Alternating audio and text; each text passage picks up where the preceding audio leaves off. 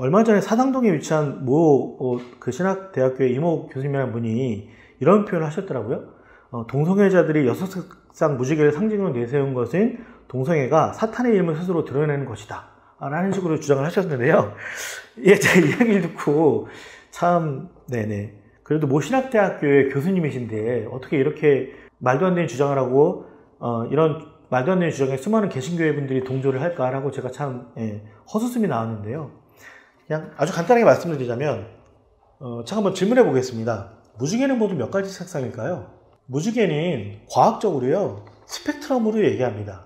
그러니까 뭐 몇 가지 색상으로 얘기하는 것이 아니라 스펙트럼으로 얘기하고요, 나라와 문화에 따라서 세네 가지에서 수십 가지 색상으로도 표현되죠. 그럼 무지개를 여섯 색상 무지개로 그리는 사람이나 표현하는 어떤 문화는 모두 사탄의 이름을 스스로 드러내는 사람들일까요? 성서에서 무지개는 몇 가지 색상이라고 얘기할까요? 네, 성서 어디에도 일곱 색상 무지개라고 얘기되는 부분은 없습니다. 한국에서 무지개를 일곱 색상 무지개라는 개념으로 사용한 것도 그리 오래되지 않습니다. 과학적으로 무지개 색상을 말할 때는 오히려 200가지 넘는 색상으로 표현되는 것이 사실 상식에 가깝습니다. 그리고 퀴어 문화에서 1970년대 말에 등장한 무지개 깃발도요, 처음부터 6가지 색상이 아니었습니다. 이것은 처음엔 7색상이었다가 분홍색을 더해서 8색상이 됐다가 나중에 색상 구입이나 수요 등의 문제로 6색상 무지개가 된 것이죠.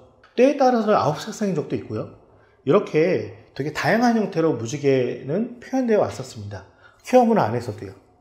그런데 이러한 모든 것들에 대한 정확한 어떤 과학적인나 역사적 사실에 대한 정보 없이 그저 동성애자들의 여섯색상 무지개를 상징으로 내세우고 동성애자가 사탄의 이름을 스스로 드러내는 것이라는 이런 억지 주장을 펼치는 게 사당동에 위치한 모 유명 신학대학교의 그 교수님의 주장이라고 한다면 이 주장을 듣는 사람들이 어떤 반응을 보일까요?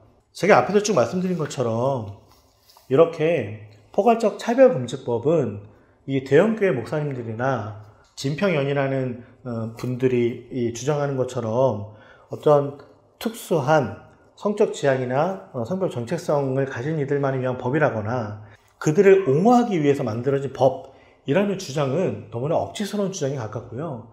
말씀드린 것처럼 그렇게 그 억지 주장하기 위해서 설교할 때 가지고 오시는 수많은 얘기들도 조금만 찾아보면은 얼마나 왜곡된 사실인지에 대해서 알 수 있다라는 것들을 다시 한번 말씀드리고 싶습니다.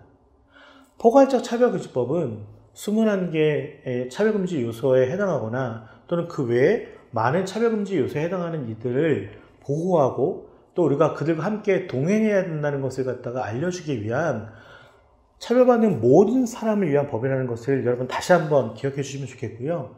그런 것들을 위해서 이런 대형교회 목사님들의 설교가 잘못 이용되거나 또 그 설교에서 예로 들고 있는 왜곡된 어떤 허위 사실들이 적극적으로 이용되지 않기를 간절히 부탁드립니다.